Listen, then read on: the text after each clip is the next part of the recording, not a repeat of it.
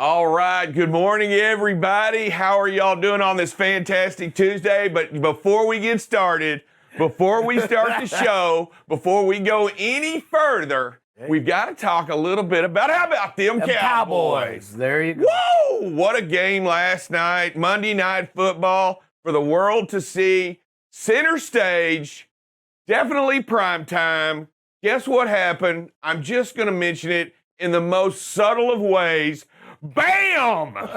Those guys came through and smashed the dreaded Eagles on Monday Night Football. Actually looked pretty good, right, Bob? They look great. Their defense from last year to this year is just phenomenal.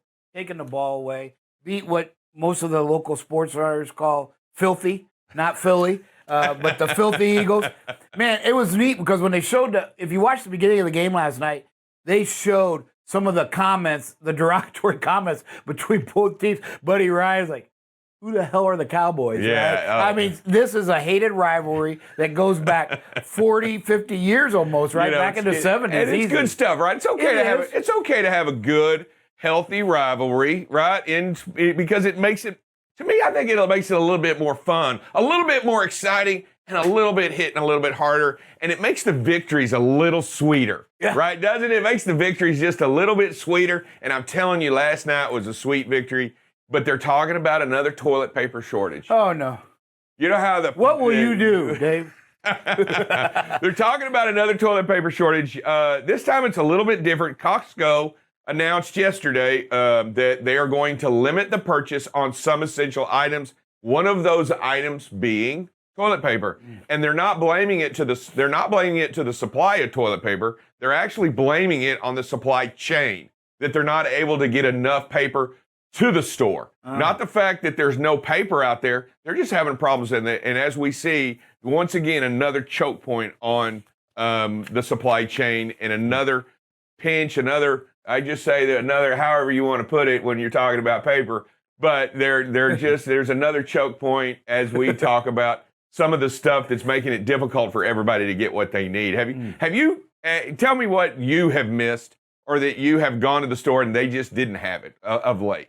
And here it is, got hit. This is what happened. Got sideswiped, and the driver was arrested and cited for not moving over, right? Not moving over for a emergency vehicle. Look at this. You know, it doesn't take much for a truck to do something like this to a vehicle, and we've got to make sure that when we're out there, we continue to talk about it. We continue to believe in moving over and watching out for those first responders out there on the road. We talk about it here a lot, Bob, right? We continue to talk about it. It's a big deal, and it continues to happen. And I see a lot of instances. I've seen some videos where everybody's moving over. Yep. And then I see instances where nobody moves over. Yeah.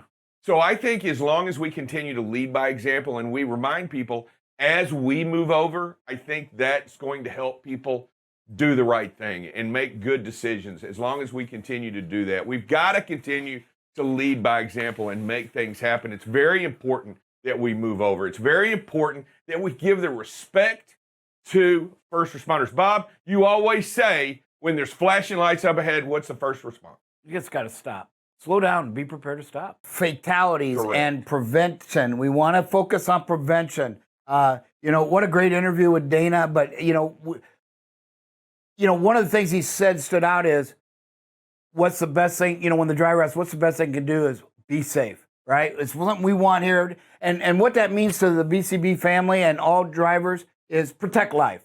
And so we're talking this week about how these accidents are recorded, and so kind of laying the groundwork, if you will, before we get to the really nuts and bolts of it. And every accident is classified as critical or non-critical event. And so yesterday we kind of went over the top 3 critical events.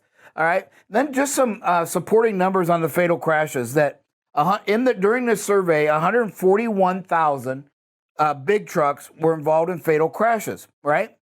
53% of those, or 78,000, were coded as with critical reasons. All right, and we're going to go over the critical reasons tomorrow. And of those critical reasons, 87% of those critical reasons were driver related. So again, we talk about root causes. This is going to take the critical event, break it down into some numbers with the big trucks and the percentage that were critical reasons, and then breaks down the critical reasons even further into driver. And so we're going to show, it's mainly three. It was driver, vehicle. We start to gain on this car or truck, pickup truck, and then, backing off. Probably we're still a little close. We probably need, then we did back up when it did this. Probably need to make that decision a little sooner. Don't wait for that issue to happen. If a driver is swerving out of control, call 911. This happened about 1:20 in the morning. So can only assume that maybe this driver had a little bit too much libation. Maybe it was near Arlington, so maybe the driver was at the football game. Who knows?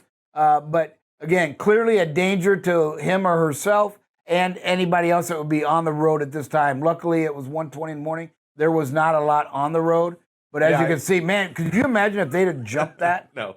Here's another one. Oops. Drive like you stole it, I guess. Overcorrected. Yeah. Wow. Most of the time, I see that all the time. People pull out on a side street and they want to show off and spin the tires. Well, apparently this guy's not seasoned enough pulls driver. Out in front of that vehicle, almost gets sideswiped. And then boom. And now he's got some problems. Guns it and overcorrects. Not sure. Wow. Great job again by this driver. Again, hey, rock chip, make sure we get them fixed, folks. See that in the window there as well. But man, it just shows what these drivers have to face every single day.